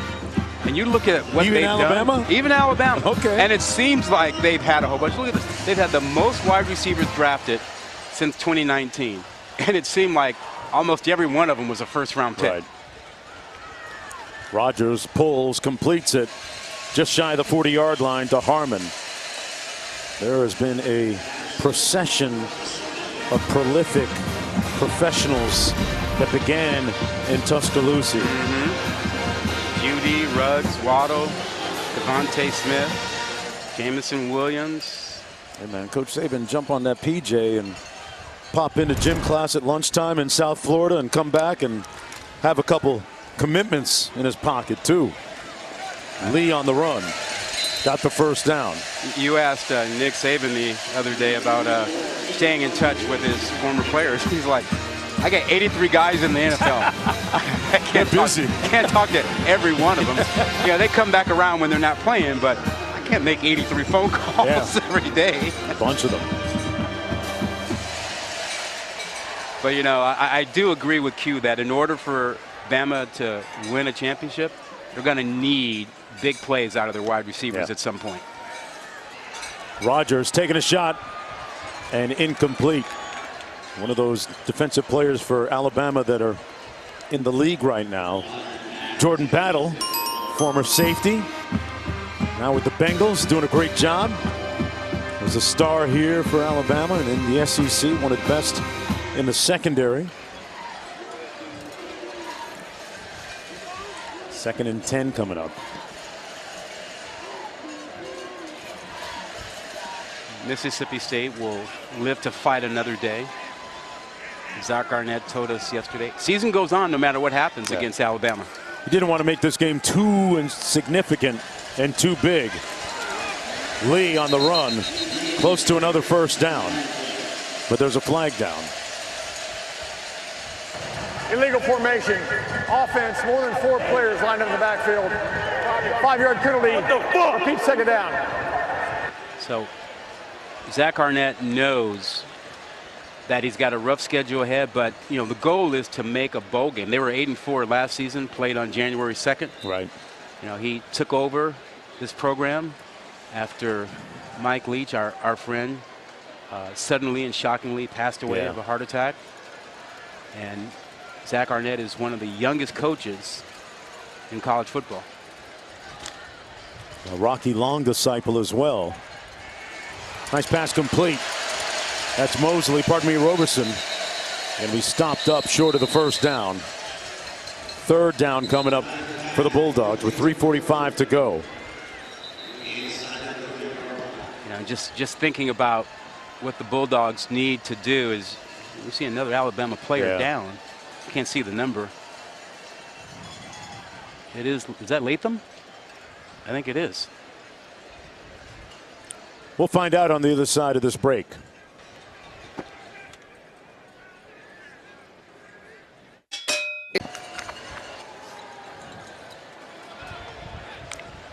Back here in Starkville, Bulldogs with the football.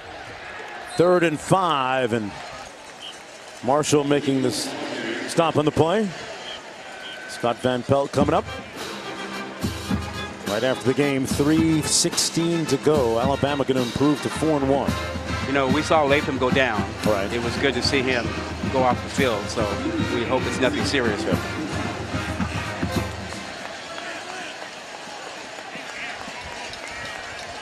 From the 28. Been a real quiet night for Tulu Griffin.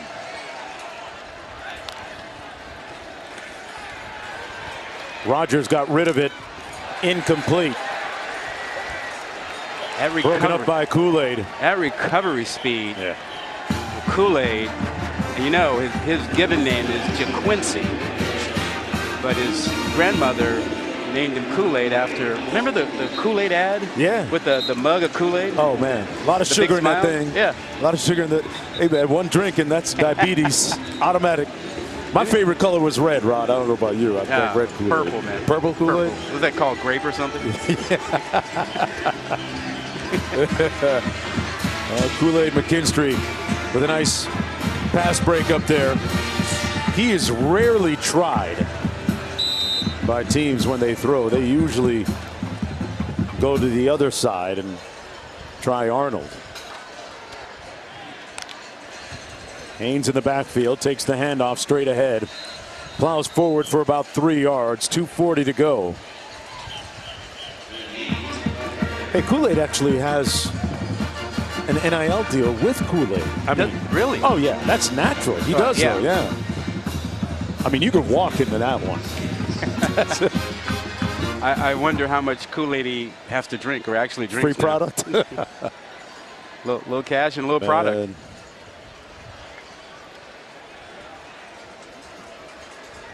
His game is sugar-free, no business. All business. See what you did there. 2nd and 7. A yawning hole up the middle. Great balance by Haynes. Justice Haynes with a nice gain.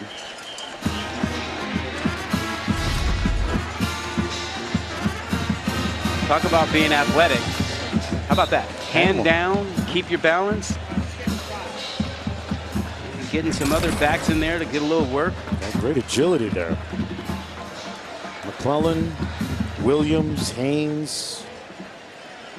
So Miller in as well.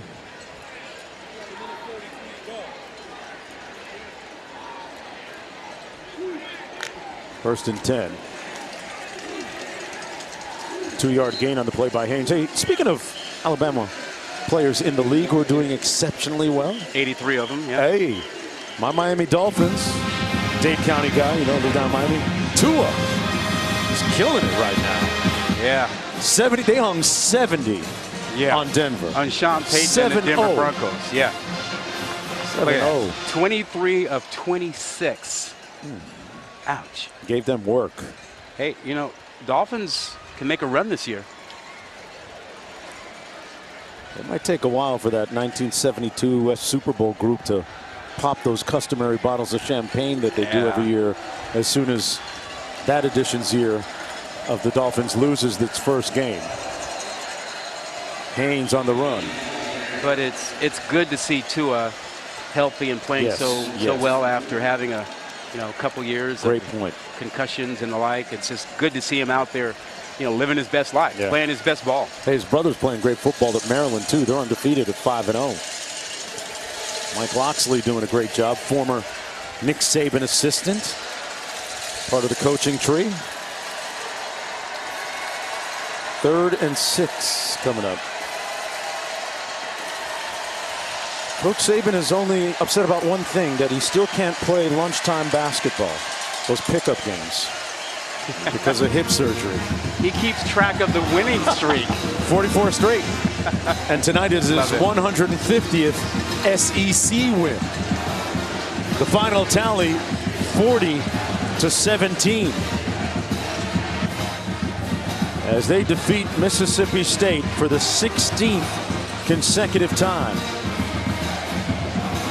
They improve to 4-1. For Rod Gilmore, Quint Kesnick, and our talented crew in the truck you never get a chance to see, I'm Mark Jones saying good night from Start Vegas. So long, everybody.